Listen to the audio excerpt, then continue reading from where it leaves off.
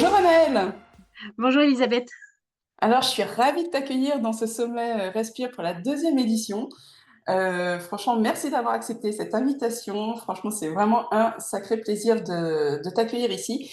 Et en plus, tu vas nous parler d'un sujet qui me concerne complètement et je pense concerne beaucoup de gens. C'est comment réussir à faire moins et mieux, en fait. Donc, franchement, c'est un sujet qui me plaît beaucoup. Donc, merci encore d'avoir accepté cette invitation. Merci à toi pour l'invitation. Je suis vraiment très contente d'être ici pour ton sommet, pour cette deuxième édition. Euh, Pourquoi je t'ai invitée? Parce qu'en fait, on a des profils un peu similaires. En fait, on est toutes les deux ingénieurs et on a toutes les deux eu envie de bifurquer vers le coaching. Donc, on s'est formés et du coup, on a basculé aussi du côté entrepreneur. Et c'est complètement différent d'être salarié. Et du coup, on a toutes les deux choisi de se faire accompagner pour ce nouveau challenge. Et donc, on a le même coach qui nous aide dans cette nouvelle mission. Et du coup, bah, voilà, on s'est rencontrés comme ça, finalement, avec beaucoup de points communs. C'était une belle rencontre que de te rencontrer. Est-ce que tu veux nous dire un peu plus qui tu es avant qu'on commence dans le vif du Oui, sujet? avec plaisir. Alors moi, donc Anaëlle, j'ai 31 ans maintenant. Je suis ingénieure depuis presque 10 ans. Je suis rentrée dans le monde du salariat tout de suite après mes études et je suis maman de deux jeunes enfants de 1 an et 4 ans. Et donc, bah, pour revenir au thème Oui. de faire moins et mieux, en fait, on va parler de comment tu t'es construite, en fait, ton parcours de vie. Parce qu'on a un peu des parcours de vie similaires où on a un peu la croyance de faut bosser dur pour réussir, quoi, en fait, si je spoil un peu. Exactement. Et donc, du coup, j'aimerais qu'on ait un œil, en fait, sur ton parcours, voir bah, ce que tu as rencontré comme différentes étapes. Donc, quand est-ce que ça a commencé pour toi, là, cette croyance de devoir travailler dur pour réussir? Moi, je crois que c'est depuis toute petite. J'ai toujours été voulu faire plaisir et surtout être parfaite aux yeux de mes parents, avoir toujours des bonnes notes.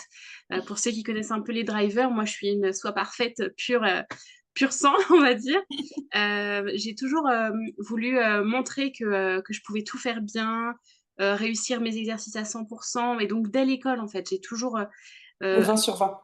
ouais, les 20 sur 20, mais les règles aussi au carré, donc ça peut valoir quelques déboires parce que quand les copains, eux, ils sont pas trop à respecter les règles, bah, je pouvais être celle qui les pointait du doigt en disant non, il faut respecter les règles.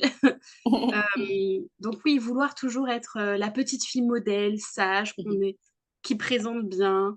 J'ai été un peu élevée comme ça, en fait, à être la bonne petite fille sage et ça me colle toujours un peu à la peau, c'est normal, ça fait partie de moi. Mais voilà, j'ai grandi comme ça finalement et tout au long de mes études, j'ai toujours été première ou deuxième de la classe parce que je donnais beaucoup aussi, hein, je faisais beaucoup, même si j'avais des facilités, j'allais au-delà de mes facilités pour pas être juste bien. Je voulais Pas toujours faire parfaite, encore quoi. mieux. Voilà. Et du coup, bah, ça t'a été utile parce que tu as réussi des études brillantes, quoi, en fait. Donc, on va dire que c'est quand même une force, en fait, ce driver-là. Bah oui, en fait, j'ai aussi appris à travailler en fait en voulant toujours faire mieux. J'ai aussi appris la discipline, j'ai appris le goût de l'effort finalement, vouloir toujours donner, avoir toujours l'énergie. Et ça, je l'ai toujours fait en fait dans mes études. Bah, il fallait bosser sur un examen, bah, je pouvais bosser des heures et j'avais cette capacité-là à engranger des Mhm, grandes capacités, enfin des gros volumes de travail parce que j'ai été habituée depuis toujours. mhm. Donc là, on voit, bon, à l'école, ça te permet de développer des compétences, des comportements, enfin voilà, ça te permet d'augmenter ta charge de travail, ça te permet d'atteindre des beaux résultats, d'avoir ton diplôme. Comment ça se passe après quand tu arrives en entreprise? Mais en fait, j'arrive en entreprise en tant que stagiaire donc en 2016. Et en fait, directement, j'intègre une équipe. Donc moi, je suis ingénieure informatique et j'intègre une équipe de chefs de projet. Et donc moi, je suis la stagiaire des chefs de projet, je suis l'assistante des chefs de projet. Et donc, je suis là pour regarder un peu les process et surtout les aider à mettre en place les petits outils qui vont les aider à travailler. Mais très vite, bah, moi, j'ai envie de faire plus parce que j'ai pas envie d'être la petite stagiaire. Donc, très vite, en fait, avant même la fin de mon stage, j'ai cette casquette de chef de projet. Je suis membre de l'équipe. Je vais en face des clients, je leur propose des solutions, je rédige leurs spécifications et je deviens une chef de projet à part entière au moins de 2 mois après avoir intégré l'entreprise. Parce que juste être la stagiaire, ça ne me convenait pas du tout. Et du coup, quand tu vois là cette progression là en 2 mois, en fait, ça te fait quoi là sur toi en fait qu'est-ce que tu penses de toi? Ben, je me rends compte que je tiens pas en place et que ça fait un peu... je me lasse vite. Enfin, je me rends compte en le disant que je me dis, bah, en fait, je me lasse vite, alors que pourtant, j'aimais bien faire ce que je faisais et en fait, je le Mhm, faisais en plus.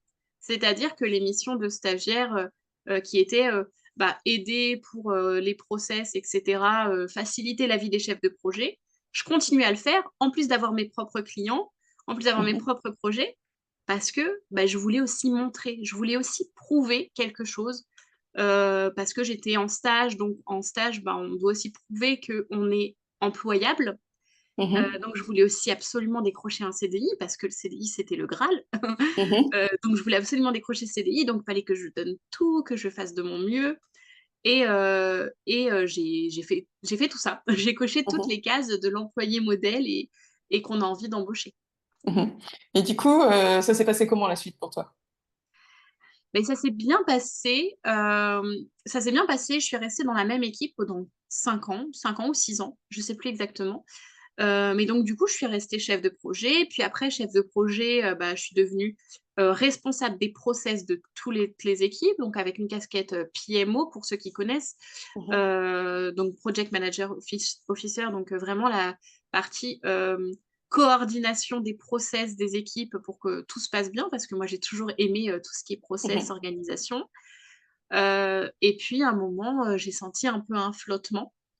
Et c'est au moment où je suis devenue maman pour la première fois. Donc, en fait, je me suis laissée un peu aller en disant, bah, j'accepte ce flottement, j'accepte que bah, mon travail est confortable, mais il n'y avait plus la petite étincelle, tu sais, le truc qui me dit, mhm, bah, en fait, c'est comme si j'avais déjà coché toutes les cases de mon poste. mhm, Et donc, bah, je me suis dit, bon, c'est pas grave, je les ai cochés pour l'instant, je vais pas chercher plus parce que là, ma suite pour l'instant, c'est de devenir maman et donc d'accueillir mon bébé. Et donc, j'étais plutôt dans l'optique de, bon, je vais laisser les choses se faire, le temps de devenir maman et de voir ce qui se passe à mon retour. Et est-ce qu'on Et peut donc dire là, qu'en on fait, est en 2021. ouais. Et est-ce qu'on peut dire en fait que tu as un peu un manque de challenge en fait, un manque d'objectifs audacieux, ambitieux, c'est un peu ça, Ouais, c'est un peu ça. Et moi, je suis dans une qui te manque? grande entreprise, hein, donc c'est une SS2I avec plus de 5000 employés. Il y a du monde. Et donc, gravir les échelons, ça se fait pas aussi vite que moi, Mhm, ce que je me sens capable de faire. mhm, Déjà, je suis arrivée à mon niveau très tôt. mhm, Pareil, j'ai eu des augmentations de salaire associées très vite, à un mhm, point qu'on m'a dit, bah oui, mais t'es arrivé à un plafond par rapport à ton âge.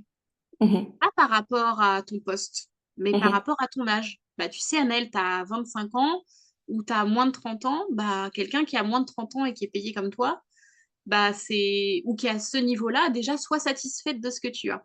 mhm, Et donc, ça m'a un peu frustrée, tu vois, de me dire, je dois être mhm, satisfaite de ça, mais moi, je peux faire plus. Je peux mhm. encore faire plus. Et je veux montrer que je peux faire plus, tu vois. Ok. Et donc là, donc, tu prends ce temps pour accueillir ton bébé. Ouais. Donc voilà, une chouette expérience en fait. Enfin chouette. Avec ses... On connaît Avec ce bien c'est quoi. bas, mais merveilleuse expérience. Et du coup, comment ça se passe après pour toi là, une fois que... Bah, je reviens au travail et donc ma fille est petite, donc bah, la problématique des congés maternité court. Donc je regrette de la laisser parce que c'est compliqué avec elle chez la nounou, etc. Donc j'ai un temps d'adaptation compliqué pour moi plus que pour elle finalement, j'ai Mhm, l'impression. Et je reprends mes habitudes et je me rends compte que je suis dans un ronron un peu dans mon mhm, poste. Et je me dis non, je veux changer. Et donc, comme je suis dans un grand groupe, j'ai l'avantage de pouvoir faire des mobilités mhm, facilement. Euh, En plus, à l'époque, on pouvait les faire facilement, maintenant un peu moins par rapport à la vie de mon entreprise, mais je pouvais facilement postuler pour un poste dans une autre équipe, un autre département. Et là où je bossais initialement sur un projet plutôt avec des grands commerçants, hein, mes clients, c'était du Auchan, Cdiscount, Mhm. donc Mhm. vraiment sur la partie plutôt commerçante. Bah, j'ai voulu me rapprocher plutôt de projets qui avaient du sens. Et donc, je suis allée voir le pôle social de mon entreprise pour travailler vers un projet qui avait plus de sens pour moi. Et donc, c'est un Mhm. projet pour travailler auprès des missions locales partout en Ok. France. Et donc, j'ai intégré en 2022. Et pour un tout autre poste, qui peut paraître similaire, pour un poste de product owner initialement. Donc vraiment avec beaucoup plus de partie mince, analyse fonctionnelle. Donc Mhm. vraiment revenir dans le cœur du métier, comprendre les Mhm. besoins du client et un peu moins l'aspect process, méthodo, planning, même si les product owners ont cet aspect-là. Et je me suis dit, bah, comme ça, je vais apprendre un nouveau métier. Et en fait, bah, ça ne me suffisait pas. Donc, j'ai vu les lacunes dans cette équipe en termes de pilotage. Et donc, bah, j'ai proposé mon expérience de chef de projet et d'ex-PMO pour compléter ces lacunes-là. Ça a été accepté tout de suite. Donc, à peine un mois après que je sois arrivée, bah, excite la casquette de product owner, je deviens Mhm. chef de projet de l'équipe. Et encore une fois, je rentre dans ce truc-là de oui, mais maintenant que je suis chef de projet, bah, je veux encore faire Je dois plus. prouver, je dois Voilà. faire Et plus. donc, septembre 2022, je deviens manager de l'équipe, Mhm. d'une partie de l'équipe, donc manager de 5 personnes, donc en plus de ma casquette de chef de projet. Et là, c'est une toute autre dimension parce que je découvre non plus le management de projet, mais le management de personnes. Et donc, ça rapporte aussi plus d'humain Mhm. dans mon activité et ça, j'aime beaucoup. Vraiment Mhm. créer du lien avec les gens. Et je retrouve quelque chose qui me plaît mieux. Et là, Mhm. j'arrive à reprendre un peu le temps de souffler et de profiter de ce que j'ai. Donc, tu as retrouvé du sens, tu as retrouvé finalement une nouvelle facette qui te plaît, en fait, là, en faisant du lien avec les gens. Euh, Qu'est-ce qui fait que tu as encore voulu changer encore après? Et ben, deuxième bébé, Mhm. je tombe enceinte en juin 2023 de mon deuxième enfant. Et la grossesse, c'est compliqué. La grossesse est compliquée et donc je suis très malade. Je fais beaucoup d'arrêts maladie parce que je tiens pas debout. Enfin, vraiment, une grossesse, c'est pas facile. Je me retrouve en mi-temps thérapeutique très vite et arrêtée à 4 mois de grossesse jusqu'à la fin. Et donc, ça me fait une très longue pause parce qu'en Mhm. plus, mon fils naît en janvier 2024 et je décide de prolonger, de ne pas faire la même erreur que j'avais considérée pour ma fille et de ne pas reprendre le travail avant septembre. Donc, Mhm. je ne travaille pas pendant presque un an. Mhm. Et déjà, dès que mon fils naît, je retrouve mon énergie, je retrouve mon peps. Donc là où j'étais vraiment pendant plusieurs mois au fond du seau, quand mon fils arrive, étrangement, je vis un postpartum pleine d'énergie Mhm. et j'ai envie de faire des choses de mes journées et pas juste de m'occuper de mon bébé. Mais je suis en congé maternité, puis en congé parental. Alors, je me dis, bah, je vais travailler sur moi et je me lance dans un bilan de compétences. Mhm. Parce que je me dis, bah, à chaque fois, je refais le même schéma. J'ai un boulot qui me plaît, mais ça me suffit pas, je veux aller au-dessus. Et là, on m'a bien fait comprendre qu'en devenant manager à moins de 30 ans, bah, fallait pas que je m'attende à des miracles. J'allais rester manager pendant plusieurs années, si ce n'est pas dizaines d'années, avant de pouvoir avoir d'autres responsabilités. Et cette optique ne m'enchantait pas forcément sur le long terme.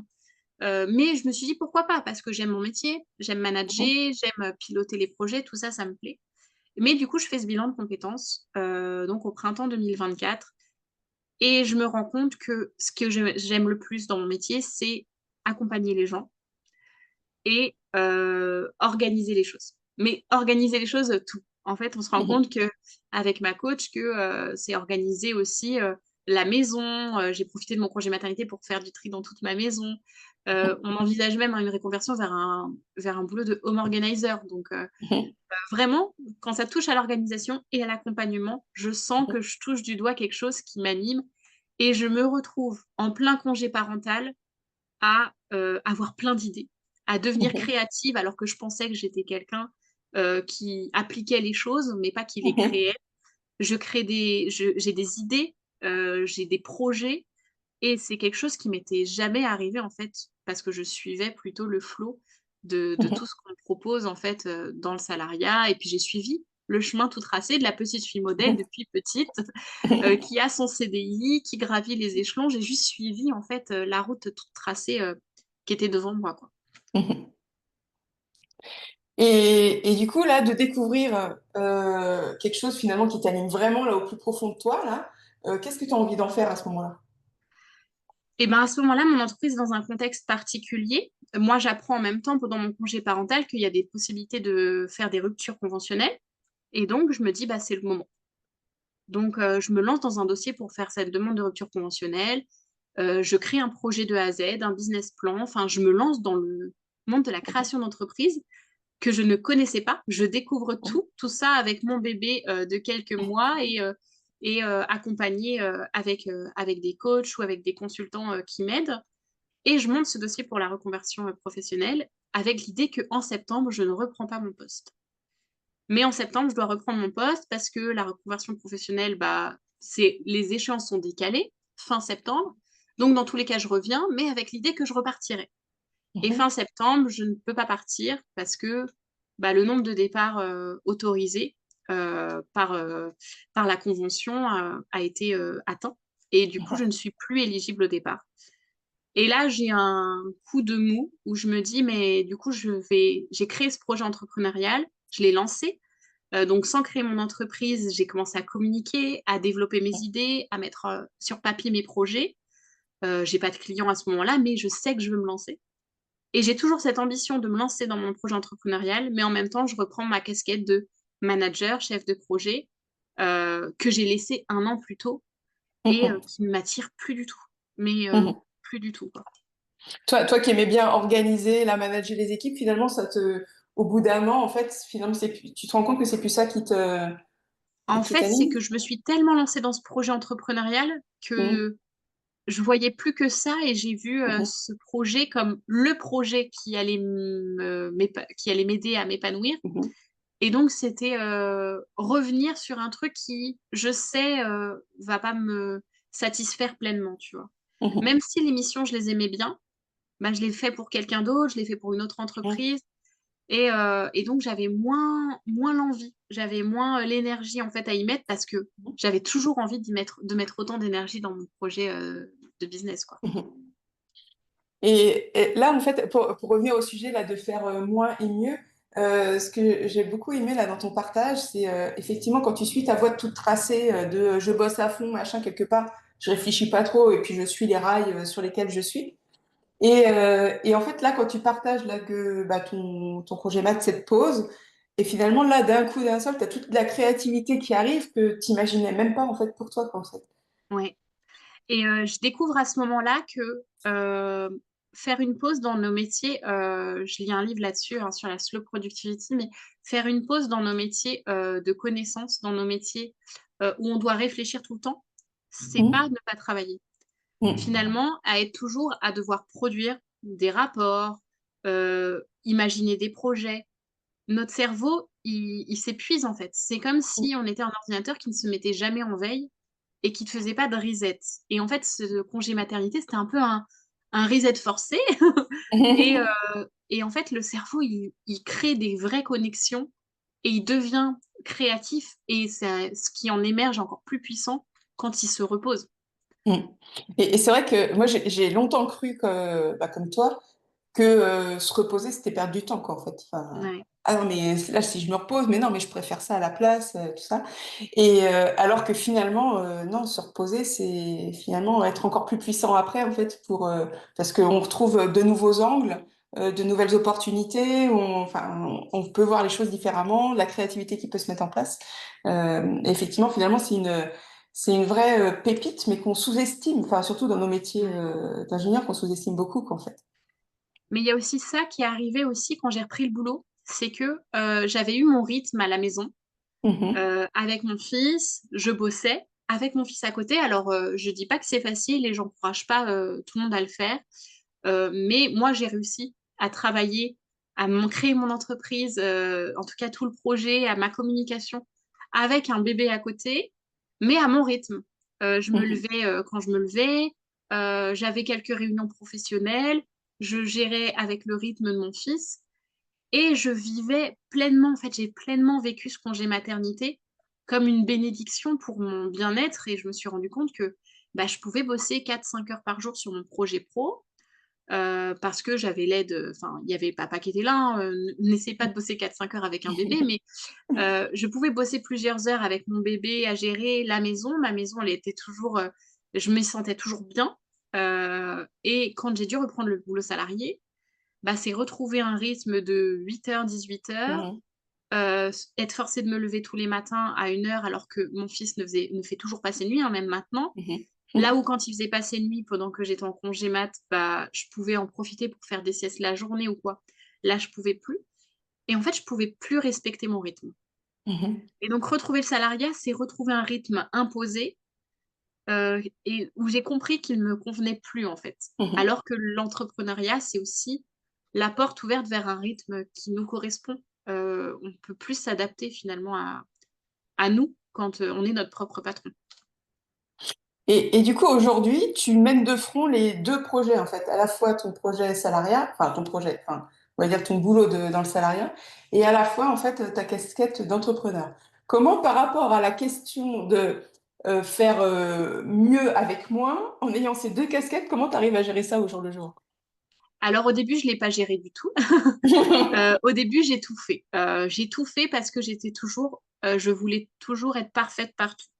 Mon projet entrepreneurial à 100%, je voulais pas être parfaite pour les autres, mais pour Mhm. moi, j'avais Pour envie, toi? Mhm. que le projet il avance et j'avais tellement d'énergie et d'envie dans ce projet, avec aussi l'idée que s'il fonctionne, bah, peut-être que j'atteindrai mon équilibre et le salariat parce que, bah, n'empêche, je reste salariée, j'ai des responsabilités et j'avais envie toujours d'être parfaite à mon boulot et Mhm. qu'on n'ait rien à me reprocher. Mais ça a été, la dégringolade fin d'année, parce que je me suis complètement épuisée. Mhm. Donc j'ai frôlé le burn-out, mais grâce à mon entourage, notamment mon mari, j'ai su m'arrêter à temps, et donc j'ai fait une grande pause. J'ai été en arrêt forcé, fin d'année, pour pouvoir, réfléchir et savoir ce que je voulais vraiment. Parce qu'il y a plus la possibilité de faire de rupture dans mon entreprise, donc Mhm. je choisis. Soit je la quitte, soit je la quitte pas, mais si je la quitte, ça a mes risques et périls. Mais à côté, je ne peux pas être à 2 temps plein en même temps. Ce n'est pas Mhm. possible. Donc, bah, j'ai, pendant cet arrêt, appris à ralentir. Déjà, j'ai ralenti totalement mon activité, en entreprise, enfin entrepreneuriale, je veux dire. Mon activité salariée était totalement arrêtée, hein, j'étais en arrêt maladie. Et petit à petit, bah, j'ai eu quelques idées de projets entrepreneuriales, mais j'ai choisi de faire le tri. Mhm. À En fait, j'ai commencé par voir combien de temps je dispose dans ma semaine, qui est OK pour que je travaille. C'est-à-dire, est-ce que je suis OK de bosser 60 heures par semaine? Non, Mhm. définitivement non.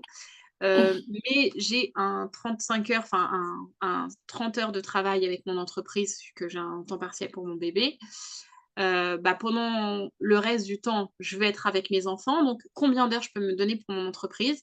Concrètement, pas beaucoup, Mhm. parce que pour respecter mon équilibre, je peux pas bosser 20 heures dessus. Mhm. Donc j'ai essayé de définir ça. Là, moi, je bosse entre, 5 heures 5 heures et 8 heures maximum, les semaines où vraiment j'ai des creux, pour mon entreprise et forcément, bah, j'ai accepté qu'en 5 à 8 heures par semaine, je ferais pas autant que quelqu'un qui attend et ça, c'est très dur.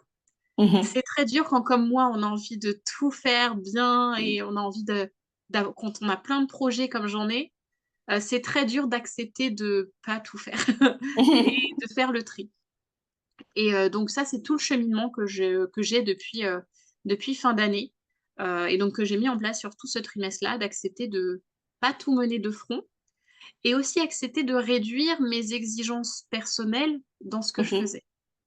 Parce que, même dans mon activité salariée, bah, je voulais toujours, je te disais, être Mhm. parfaite et faire toujours Mhm. tout bien. Bah, j'ai accepté aussi que j'étais salariée et que, c'est pas grave si je fais pas des heures sup pour, finir mes projets. Mhm. C'est pas grave si, mes projets, ils sont pas nickel quand je les rends, mais que, j'arrive à tenir mes délais et aussi peut-être que, comme c'était plus ma priorité, accepter de lâcher certaines missions. Et Mhm. la première chose que j'ai fait en revenant d'arrêt maladie, c'est de contacter mon manager pour réduire mes missions, et notamment Mhm. ma mission de manager. Mhm. Parce que j'avais la double casquette manager, chef de projet, qui mettait une grosse pression, une grosse responsabilité. Et je me suis rendu compte qu'en ayant un pied dans l'entrepreneuriat, j'avais moins d'énergie à mettre dans mon business, dans mon entreprise salariée, en tant que salarié. Et bah, du coup, je servais moins bien les gens Mhm. que je manageais. Et donc, j'ai accepté aussi que bah, c'était pas le moment pour moi d'avoir cette double casquette. Et mon manager l'a très bien pris et m'a beaucoup accompagnée là-dedans pour que bah, je me libérer de ce rôle-là de manager, pour que je me concentre sur mes missions de chef de projet, que j'aimais toujours bien, Mhm. mais sans me mettre autant de pression aussi. Du coup, j'étais plus responsable des gens. Et donc, Mhm. déjà, ça m'enlevait un peu un poids par rapport à ce que je devais faire en entreprise. Donc, quelque part, en fait, cette pause forcée, ça t'a permis de clarifier, en fait, ce qui était vraiment important pour toi, et de pouvoir l'exprimer, en fait, notamment là vis-à-vis de ton manager, en fait, de pouvoir exprimer ce dont tu avais besoin. Et du coup, aujourd'hui, là, tu as repris ton travail salarié. Comment, du coup, ça se passe dans ta vie de tous les jours, là, aujourd'hui? Bah, aujourd'hui, j'ai repris mon travail salarié, donc je travaille toujours à temps partiel hein, parce que j'ai mes Mhm. enfants tous les mercredis. Et je travaille sur mon entreprise des fois le soir, si j'ai Mhm. envie, si j'ai l'énergie, mais je me force pas. Les mercredis matins et les samedis matins un petit peu, parce qu'on est deux on est deux parents, donc on peut se partager aussi les tâches avec les enfants. Mais surtout, mes projets entrepreneuriaux sont adaptés à mon temps. Mhm. Et j'ai sélectionné là où je voulais mettre l'énergie. Par exemple, en septembre, je me suis dit, bah, je vais me lancer dans un podcast, dans une newsletter hebdomadaire, dans un post sur les réseaux par jour. Bah, autant dire qu'il n'y a plus tout ça. Il n'y a plus tout ça. Les posts, c'est quand j'ai envie de me faire des posts et j'essaye que ça soit plutôt qualitatif que quantitatif, en mettant mon énergie au bon endroit. Il n'y a plus de podcast pour l'instant parce que je me suis rendu compte que c'était pas compatible avec mon activité de développer un podcast en même temps qu'on développe une entreprise à part entière. Donc voilà, j'ai fait le tri dans les sujets et essayé aussi de me recentrer sur pourquoi. Pourquoi est-ce que j'ai voulu me lancer dans l'entrepreneuriat?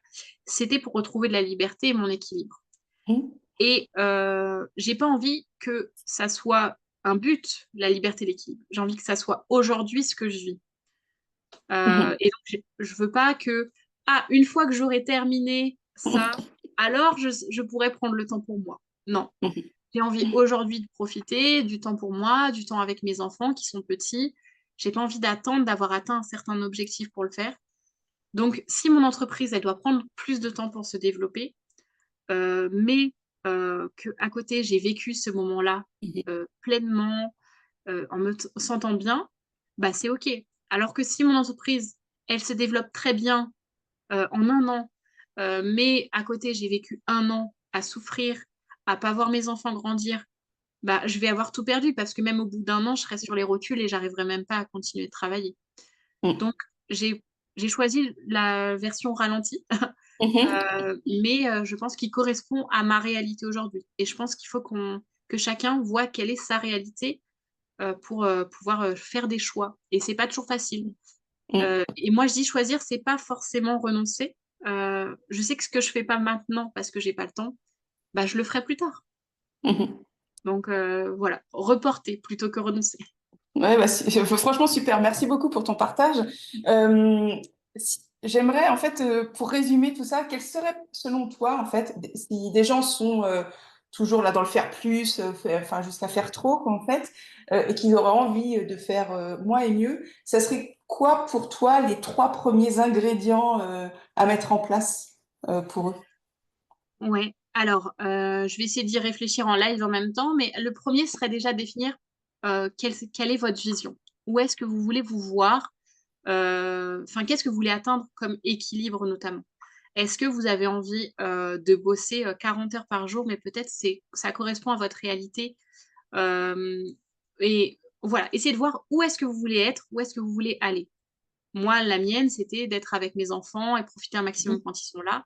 Vous en avez peut-être une autre, mais essayez de voir c'est quoi votre temps de travail idéal finalement. Et à partir de là, essayez de trouver le ou les projets qui sont compatibles avec votre cible. Mmh. On ne pourra pas faire les mêmes projets non plus. Il faudra aussi faire des choix dans le type de projet, qu'on met en place, dans le type d'offre qu'on propose, quand on est entrepreneur, dans le type de voyage qu'on veut organiser selon le temps qu'on a. Tout ça, ça dépend vraiment de ce qu'on a envie de mettre comme énergie et comme temps dedans. Donc réussir à faire le tri et pour ça, il y a la loi de Pareto qui est Mmh. assez intéressante, notamment, pour les entrepreneurs. Moi, je l'utilise beaucoup pour les entrepreneurs que j'accompagne, c'est définir quels sont les 20 de vos actions qui vont apporter les 80 d'impact que vous cherchez. Parce qu'en fait, on fait plein de choses, dans notre quotidien et des fois on brasse beaucoup d'air et on peut mettre beaucoup d'énergie dans des tâches qui vont pas forcément nous permettre d'atteindre nos objectifs. Je m'en suis rendu compte, par exemple, avec l'exemple du podcast, où Mmh. j'ai mis beaucoup d'énergie dans ce podcast, ça me prenait vraiment beaucoup de temps, hein. On était sur, 1 à 2 heures par semaine parce que je voulais en faire un toutes les semaines et tout. Mmh. Mais en fait, ce podcast-là, c'était pas ma priorité aujourd'hui. Il me permettrait pas Mmh. d'avoir des clients, de m'émanciper de mon Mmh. travail salarié, pas du tout.